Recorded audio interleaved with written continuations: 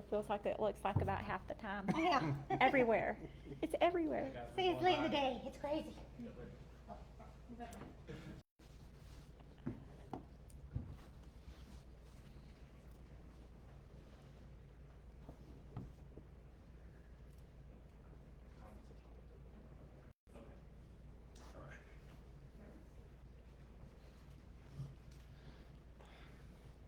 So guys, I want to first off say sorry about the technical difficulties, the tardiness. We're supposed to start right at 6:30.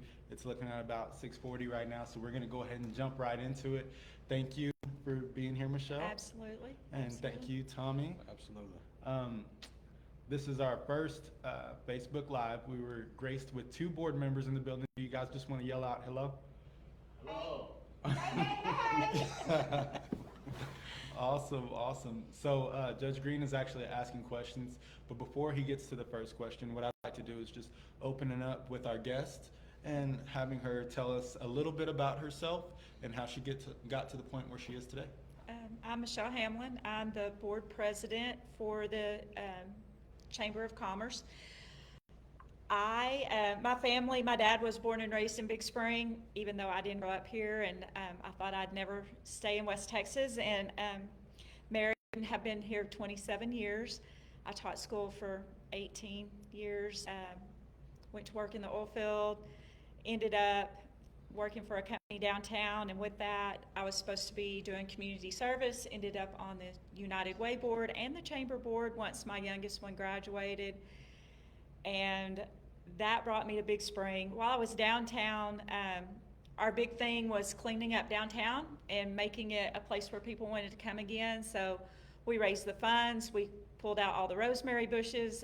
We went to a city council, and on Tuesday night they said yes, we could do it. On Friday we had a big dumpster there. Camille can attest to that. On Saturday and Sunday it was gone, and we had the money to put the AstroTurf down. We had trees donated, and to upgrade the look of downtown, 1st and 2nd Street. With the Chamber, I've been the president. This is my 2nd year, and we had business roundtables, and during one of them, we had EDC in there, and they were talking about all the businesses coming in. And from my years of teaching school, I understand that kids don't know what's out there for them.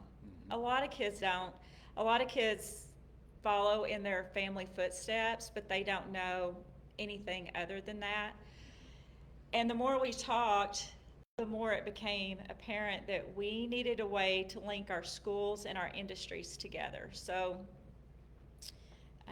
I'm sure Debbie, our executive director, really gets tired of my bright ideas, but I told her we needed a school to industry plan, so we invited Pathway, Runnels, Big Spring, Forsyth, and Cahoma, and we handpicked 10 industries that are members of the Chamber and had our first luncheon, and you two can attest to those. They were successful. We've had a great turnout. I feel like everybody is getting on the same page as far as we want to do what's best for our kids in our community. We want them to have all the opportunities they are, and we understand that with being the crossroads, the number of industries coming into Big Spring is going to increase, and we need to provide the workforce. And we have it right here at home. We just have to get that information and the training out to our kids. So that's how this came about, and that's where I am now. Very cool. Very cool. Awesome. And yes, Tommy and I have been part of the school to industry luncheons, and we're definitely going to get into that a little bit later. But I'll tell you, the work that you guys are doing is going to leaps and bounds throw Howard County into the future. And so thank you for your work. Yes, absolutely. Absolutely. Judge, do you have any questions for us yet? Sure. Why don't we start off with background and vision? Could you share a bit about your background in education and finance, and what motivated you to step into the roles of superintendent and CFO at this new charter school? Tommy, I'll let you start off with talking about your background in business and how you're going to use that to help propel us forward. I was a business owner for 17 years. I am passionate, first of all, because as a student, I didn't think that that was possible for me. But through experience, I was able to gain the tools and everything necessary to do that. But my younger self would have never had that opportunity. So I feel like the thing that I can potentially bring to the table is just showing the young people that it is possible, and that's who we really want to target. With the school to industry, I really wish we would have had something like that when I was in school, because it does really open your eyes to the opportunities that Big Spring has. We want to keep our kids here, and we want to continue to grow and pour back into our community. So that's where I feel like I can really step in and help. And the experience that I have as a business owner, bringing that to Pathway, we have to raise funds. We have to, and that's going to be hugely important for us. And we want to connect with the community and make sure that you guys know the vision that we have for Pathway, and we're excited about it. And I feel like everything that we're going to do can have a positive impact on the community. Absolutely. Very well said. Very well said. And just thinking back about my experiences, first the experiences that I had growing up in Big Spring. As Michelle mentioned, the only circle of influence that I had was my family. And as great of a family as I have, I didn't know what else was out there. I didn't know that it was possible for me to have a doctorate in education. I didn't know it was possible to go off and be a business owner. And we want that for our kids. So that's why it's important that Pathway partners with the Chamber of Commerce, also with the businesses around town, to really strategically go forth and make sure that students are exposed to a number of careers, and then have the network to build relationships with those business owners so that they can parlay that into a scholarship or a job, or however that, whatever that may lead to, just a relationship. So yeah, that's really my experience, where it comes from. Other than that, I've been a teacher, an assistant principal, a principal, superintendent certification, all that good stuff. So as far as the school philosophy and culture, excuse me, how do you envision the school's educational philosophy and culture? And what specific elements are you passionate about implementing?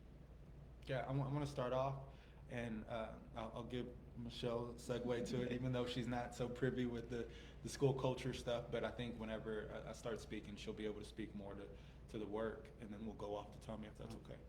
But so one of the biggest parts of the school that I'm excited about is what we call our RRWL curriculum, and that's relevant real world learning. And so we call it rural, RRWL rural, because we want to inspire kids to stay out in rural and West Texas.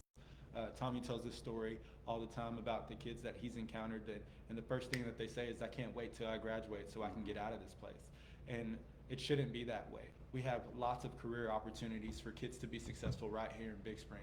And so the rural curriculum at Pathway, what it does is it's spanned over 3 different grade bands: 7th and 8th, 9th and 10th, 11th and 12th. In the 7th and 8th grade, we start with career exposure. For an hour and a half a day, for 2 times a week, students have the opportunity to be exposed to different careers, to talk to different individuals who are in those careers, to watch day in the life videos, to send them messages, to make phone calls, and really immerse themselves in the different careers that are around West Texas. In the 9th and 10th grade, they actually start working with these businesses on business partner projects.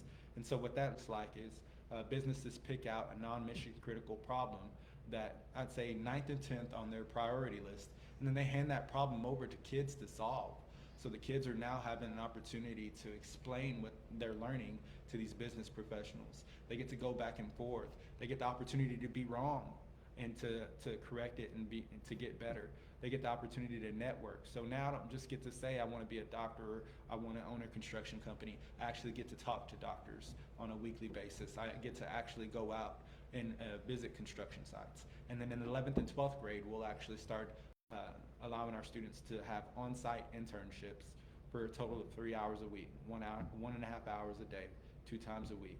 And so business, the relevant real world learning, and what it's going to do is it's going to give kids what we call an increased utility value.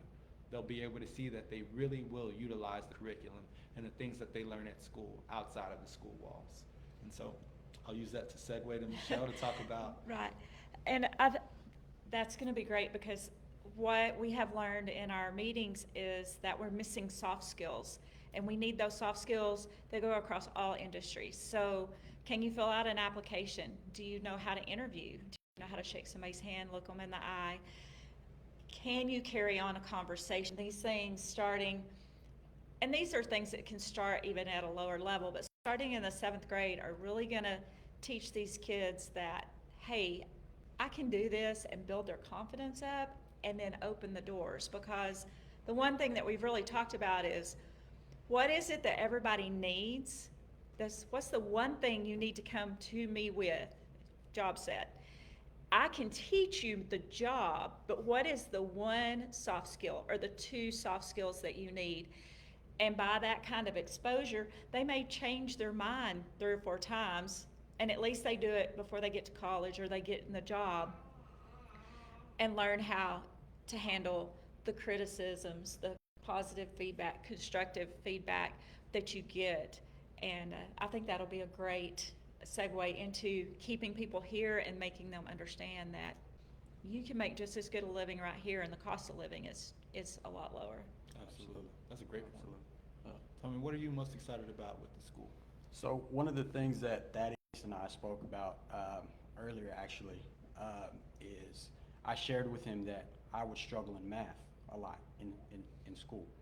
And he said, well, if you struggle in math, how did you run a business? And I thought it was funny, because what we're doing at Pathway, the relative real world learning, is directly tied to that. I didn't know I was going to need that, right? And a lot of times you hear kids say, well, they're teaching me this stuff and I'm not going to need it. And what we're going to do is tie all of that together. And it's so important.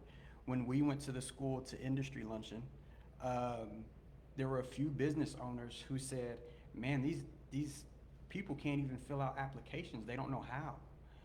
And that's so important, because how can you apply for a job or, take care of yourself if you can't master that first step? And so that's what we're going to do here. And that's what I'm really passionate about, is because we are giving these kids the tools necessary to create a life for themselves that they probably never thought that they could have. And that's so important that we do that. It takes me back to a pilot program that we had about 2 years ago now. Is it 2 years ago? It was just one. Has it just been one? Yeah. A pilot program that we had, we brought a group of about 10 to 15 kids in, and we showed them the relevant real world learning experience. We allowed them the opportunity to learn via technology. We did some pretty cool things, but amongst the coolest things that we did, we also took them to Scenic Mountain to go tour the facility. Anyway, one of the coolest things that we did was we allowed the kids to go through an interview. So we had an actual panel of people that they didn't know, and one at a time we walked the kids in and we interviewed them. And these are confident, well-mannered kids, but could not get a word out. One of these kids are really outspoken, really confident, and just stood there and shook because we haven't had the experience. And those are the skills that kids really need to be successful. And it's really hard to get that when you have lots of kids in a school setting. And so that's one of the things that I'm also excited about with Pathways, keeping it small so that we can truly find the gaps of what kids need to be successful and then fill those gaps, whether they're academic, whether they're social in nature, whatever it is. We will make sure that we give kids the tools they need to be successful. Okay. As far as financial strategy, as a CFO, can you describe the financial strategy you have developed for the school, and how do you plan to ensure financial stability and transparency? Okay, so we do get funds from the state, just like any normal public school. But we also are fundraising. We have a lot of things planned that you will start to see. We'll start sending those things out. We have a fall ball tentatively scheduled. We have a clay shoot scheduled for April that we're excited about. We also have a dine-in discussion scheduled for September 16th at Devour restaurant here in town, where we're going to invite people in, and we will do something similar to this so that everybody can know the mission for Pathway. We have big ambitions. I mean, we're starting the school, so you have to have pretty big ambition to do that. So we want our kids to learn in the best way possible. So that's facilities, technology. We plan on doing sports. Thaddeus and I are very passionate about sports. So art, I love art. I can't draw to save my life, but I love art. We want the kids to experience everything at a high quality level. So donations, grants, we're gonna really need the community's help because we have the vision, we have the passion, we have the drive, but we know what it's going to take for us to do that. Yeah, absolutely. And I just would like to address the sustainability question. The state does give us the funds to educate kids, and we're going to do exactly what we need to do to make sure that we're fiscally aware and we're managing those funds properly. But like Tommy said, we don't want our school to be less than because it's funded differently. It is funded 100% through the state. Charter schools do not get local tax dollars. So there's a chunk of money that we will not be privy to. And so that's why it's so important for us to leverage the opportunity to partner with businesses and develop some fundraising tactics, which we'll have something once a month until our big events all year. So please be on the lookout for those. So I guess this next question is kind of helping people understand Pathway a little bit better. A day in the life. Can you walk us through a typical day for you as superintendent and CFO at the school? And where are your key responsibilities, or what are your key responsibilities, and how do you prioritize your tasks and initiatives? Yeah, absolutely. I'd love to start with that. So when I'm thinking about what's going on with me at the school, a day in the life is I'm walking through classrooms. And what I expect to see in classrooms and in the hallway is exactly what's written in the mission. And that's students learning at their own pace. That's students developing good character skills and students developing relevant real world learning. So when you walk into a core classroom, students will be in one of three areas. They're either in their foundational material, so they're watching some kind of curriculum on their screen, they're reading a book, they're learning on their own. We want the cognitive lift to be taken off of the teacher and placed onto the student, because the student's the one that needs to learn. So the first time a student learns something, it's on their own. Then they take a mastery check. If they pass the mastery check, they're able to go on to the next level. There's 3 total levels, which is the extension opportunity. If they do not pass the mastery check, at that point, before a gap is created, the teacher then pulls that student, those students who did not master the curriculum, into a small group. So I expect that teachers are placing the cognitive lift on the students, but then giving them the support that they need to be successful in a small group, authentic way where they can build a relationship. For the students that are moving on, that they were able to learn it fast and keep going, then they go to the second level, which is the extension opportunity. I expect that students are talking to each other. Just because we're a technology-rich environment doesn't mean that we forego communication. We know how important it is to teach students to communicate with people across all kinds of walks of life. So we want to make sure that we have already set that up into the Pathway lesson cycle. And then finally, after that, that's where you see the Pathway application, where students are taking the skills that they learned from the first 2 areas and stringing it together in their career of choice. So what that may look like is, if I'm in construction and I'm supposed to be learning how to analyze and reading, the first reading that I analyze is going to be about construction. And then I'm going to partner with someone in class who wants to be a welder, and we're going to talk about how we're going to use the skill of analysis in our in our career fields. And then finally, I'll talk to a contractor who has a construction company, and I'll say, hey, how do you use analysis in your job? And the contractor might say something like, well, I have to survey land and analyze whether or not this land is going to be appropriate. And so it's like that for every skill that the state of Texas has for us to teach. So I expect to see that. It's a long-winded answer. Michelle, let's go to you. What do you think a school like Pathway should look like, feel like when you walk through? Because we want you to come visit too.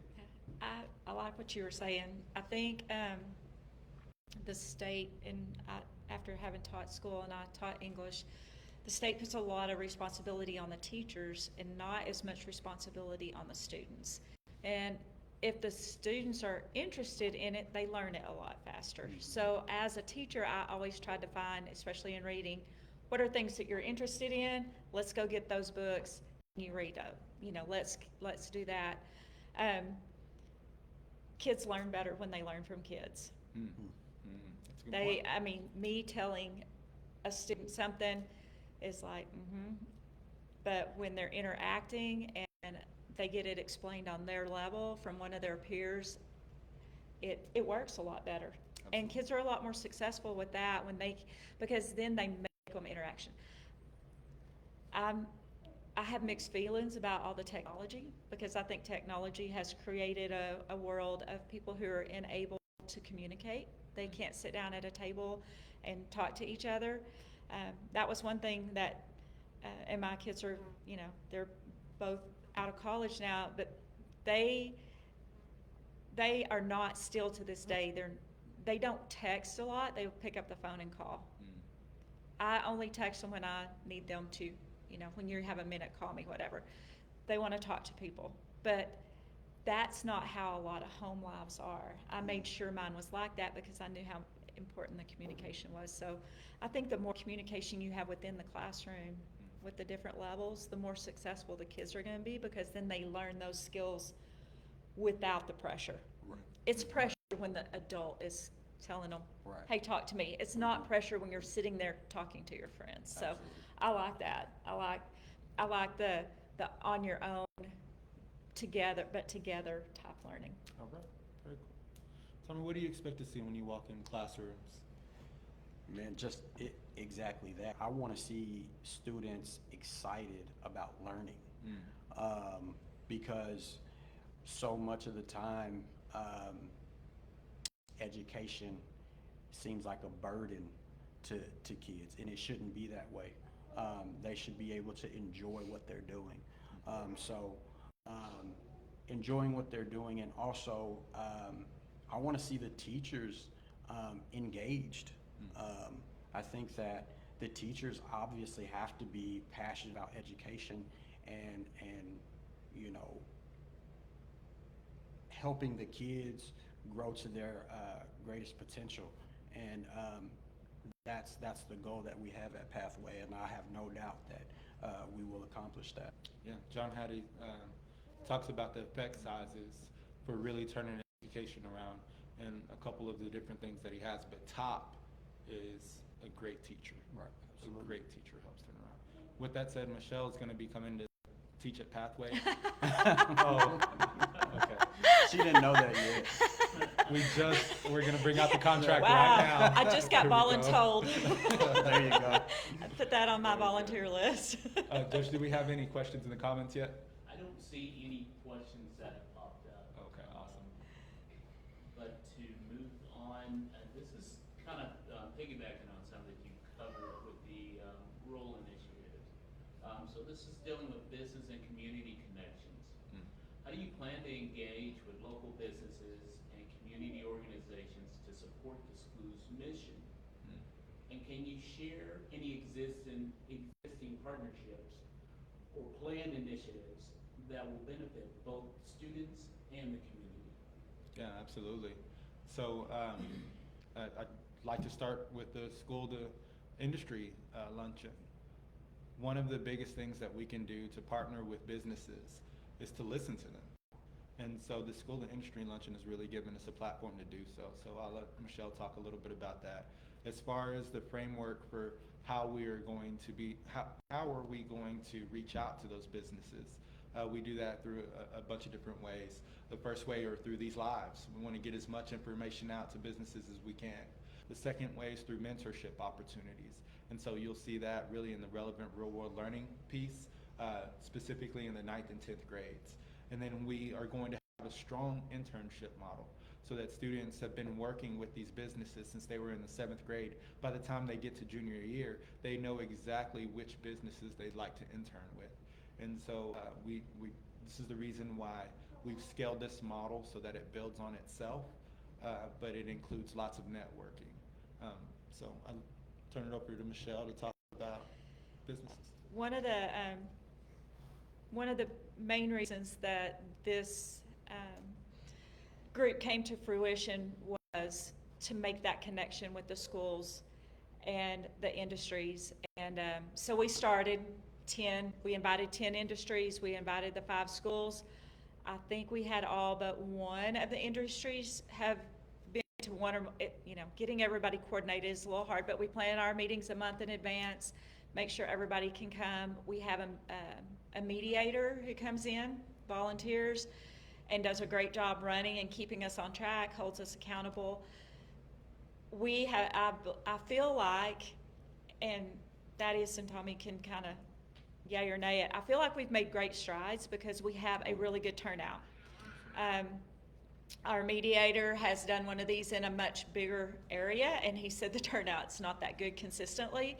So I feel like we have a great turnout. We have a great support group. Our EDC is supporting us, and they're going to be able to take this and use it as a advertisement of sorts to bring industry in. We start next month with our small meetings, so all 5 schools, and we invited 2 industries that have their different industries, but they have similar skills that are needed. We'll meet with them. We're going to sit down and say, okay, what is the one skill that both of you need? How many people can you hire? Will you take interns? And figure out how to get the kids the basic skills they need under TEKS, which is kind of hard. Sometimes CTE does allow for some of that, and get started right there. And then we'll have another one the end of September. We'll have our next big meeting in October, and then the college is going to have a big, I believe they called it an industry fair that they had in 2020, where they invited all kinds of industries. The ones that the chamber are working with right now are only chamber members. The college will invite everybody they can think of, and all we'll do is we'll have somebody at each table and we'll just sit down and take notes. What do you need in your industry? What do you need in your industry? How are things changing? Then we'll get that back to the schools and try to make sure that we're getting the kids ready for, and have assemblies. That's on one of our list is with 8th graders, is to have assemblies quarterly with the 8th graders and bring some of these industries in and get them excited. Go ahead and expose them to some of these things like you're talking about doing early. The other thing that we're looking at is next year with Kids College, we want to have junior leadership like the chamber has leadership. We'll take about 10 kids and we may have 2 or 3 sessions, and we'll get with the industries that we tour as chamber leadership, and we'll take these kids to those industries. They'll get to ride the train at Big Spring Rail. They'll get to go, of course it won't be gin season, but they can go through a cotton gin. They can go to the hospital. They can go to the crypto miner. I mean, there's different things that we're trying to get them into. Just because people who go through leadership, they may have lived here all their lives and they still don't know what Big Spring has to offer because they do their thing and they stay in their bubble. So school to industry is going to, I hope, help broaden the horizons. And we all know once it broadens the kids' horizons and they get excited about it and they go home and talk to it, it gives the parents a different outlook too. And I'm hoping it filters up, if that's a thing, into the home life, into the family. And somebody may be in a job that they feel like is dead end and they don't like, and their kid comes home and says, I'm going to be a lineman for Encore, and they're going to do this, this, and this. And they think, oh wow, I had never thought about doing that. And maybe it will keep people in the community working and excited about our community. I can definitely see a kid coming home and saying, hey, I'm going to be a lineman for Encore. And the dad looks at the son and says, not if I beat you to the job first. Yeah. Yeah. Right. The thing I love about the school to industry, it's going a long way to, you know, instead of complaining about the problem, let's find solutions to these things. I've been in Big Spring my whole life, and also a business owner, and one of the biggest complaints is, man, we can't find any good people. It has to start somewhere. And we want that start to be at Pathway, or we want to be a part of Right. the solution to that. So the school to industry is great. I love it. I think it's going to be great for the I community. think people want instant satisfaction. So Yeah. they walk out and say, I have a job, and you need to be perfect when you walked in the door. And they forget that you have to take that piece of clay and you have to mold it to what you want it to be to make it what you want it to be. Right. And I think the excitement through all the schools and all the industries that have been there, they've heard me say this, I'm not a very patient person. Camille can speak to that. When I want something done, I want it done now. My goal is by this time next year, we have our first class, whether it's at Howard College, whether it's in the schools, the first class that gets kids into an industry. And what we're working towards right now is finding the one or possibly two things that the most industries can use and that is needed the most, and start that class and then build from that. But if it were up to me, it would have started last week. And I know we have to have a great foundation, and taking it slow and building that foundation and getting everybody on board it's going to be challenging for me, but we're going to get it done. Absolutely. And this is going off script just a little bit.